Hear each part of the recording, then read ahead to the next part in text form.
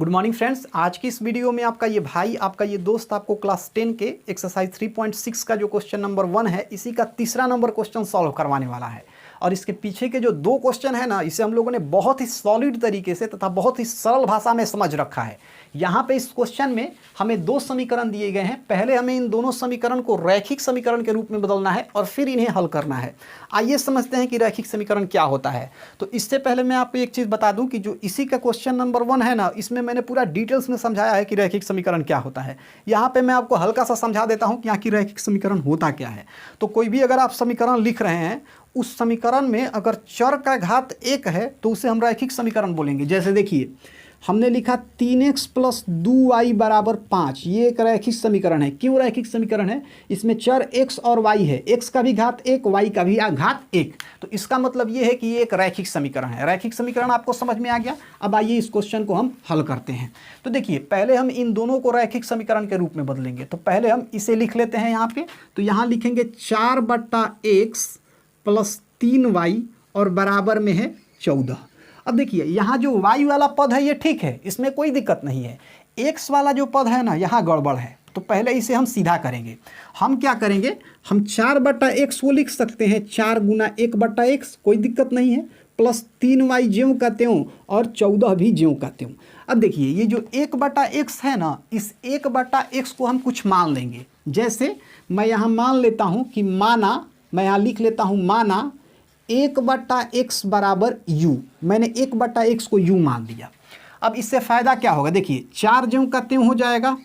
1/x को हमने u माना है तो 1/x के जगह पे हम u लिख देंगे, प्लस ये 3y ज्यों का त्यों और बराबर में इधर 14 तो ज्यों का त्यों हो ही जाएगा। अब देखिए, ये जो हमें समीकरण मिला ना, ये एक रैखिक समीकरण है। क्यों रैखिक समीकरण है? क्योंकि इसमें चर क्या है, u और y है। अब u का पावर क्या है, 1 है, y का भी पावर 1 है। इसका मतलब ये एक रैखिक समीकरण है। मैंने आपको बताया कुछ देर पहले कि अगर चर का घात 1 होता है तो उसे हम रैखिक समीकरण बोलेंगे। तो ये एक हमें रैखिक समीकरण मिल गया। अब एक्चुअल में यही हो जाएगा हमारा समीकरण फर्स्ट। तो इसे तो हमने सुधार दिया, अब हम इसको सुधारेंगे। तो आइए इसे पहले ठेहा पे लाते हैं। तो ये है 3/x, इसके बाद है -4y और बराबर में है 23। इसमें भी वही कंडीशन है, y वाला तो पद ठीक है, x वाला पद को हमें सुधारना है। तो यहाँ 3/x को लिख सकते हैं 3 × 1/x -4y ज्यों का त्यों और बराबर में 23। अब देखिए, 3 यहाँ पे ज्यों का त्यों, 3 यहाँ पे ज्यों का त्यों, 1/x है ना, तो 1/x को तो हमने u माना है तो यहाँ पे u लिख देंगे, -4y ज्यों का त्यों और बराबर में 23 भी ज्यों का त्यों। अब ये जो हमें मिला ये एक रैखिक समीकरण है, क्योंकि इसमें जो चर है ना u और y, इस चर का घात क्या है, 1 है। तो यहाँ से हमें रैखिक समीकरण मिल गया और इसको हम समीकरण 2 का नाम दे देंगे।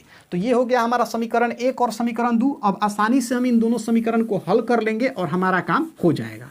तो आइए पहले इन दोनों समीकरण को एक साथ लिखकर इनका भरत मिलाप कराते हैं। पहला समीकरण है 4u + 3y = 14। 4u + 3y और बराबर में क्या है, बराबर में इधर है 14। दूसरा समीकरण है 3u - 4y = 23। 3u - 4y बराबर में 23। ठीक है। अब ये हो गया हमारा समीकरण 1 और ये हो गया हमारा समीकरण 2। अब इन दोनों समीकरण को हम किसी भी बीजगणितीय विधि के द्वारा हल कर सकते हैं। फिलहाल यहाँ पे मैं इन दोनों समीकरण को विलोपन विधि की मदद से हल कर दे रहा हूँ। तो इसके लिए मुझे क्या करना पड़ेगा, इसके लिए मुझे समीकरण फर्स्ट में 4 से गुना करना पड़ेगा और सेकेंड में 3 से गुना करना पड़ेगा।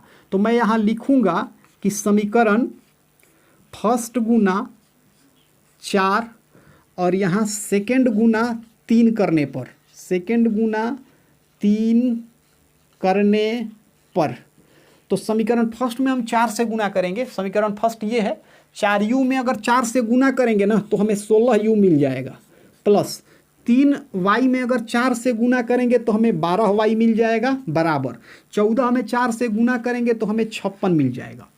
अब देखिए, सेकेंड में 3 से गुना करना है तो ये है सेकेंड, 3u में 3 से गुना करेंगे तो हमें 9u मिल जाएगा, माइनस 4y में 3 से गुना करेंगे तो 12y मिल जाएगा और यहाँ बराबर का चिन्ह हो जाएगा।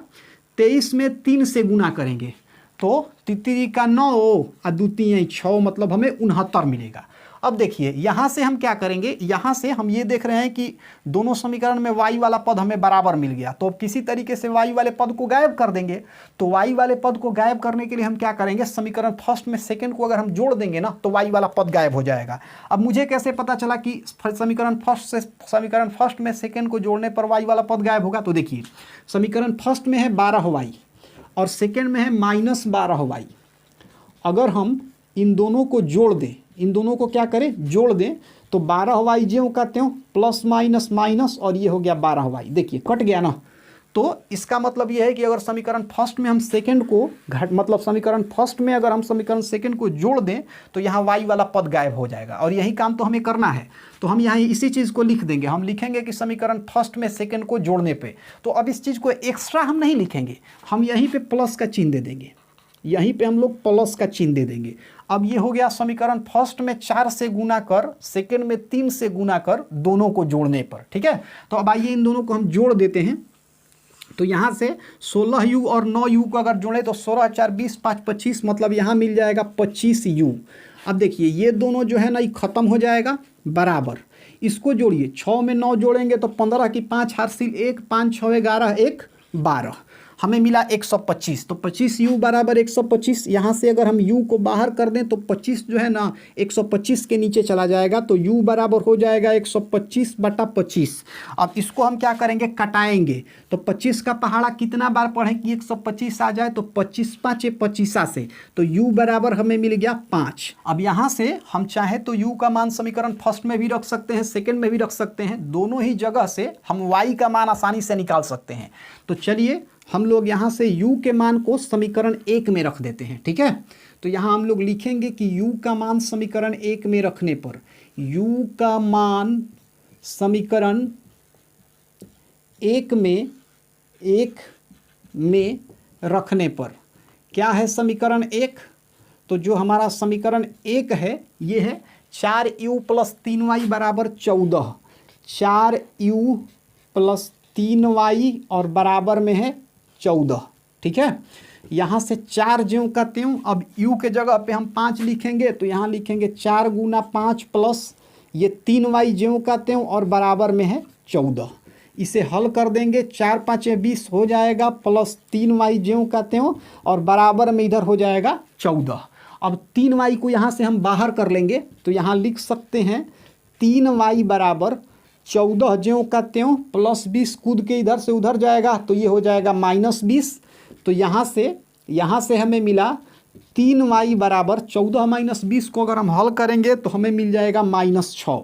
y को अगर बाहर खींच देंगे ना तो 3 जो है ना ढिमला के -6 के नीचे चला आएगा।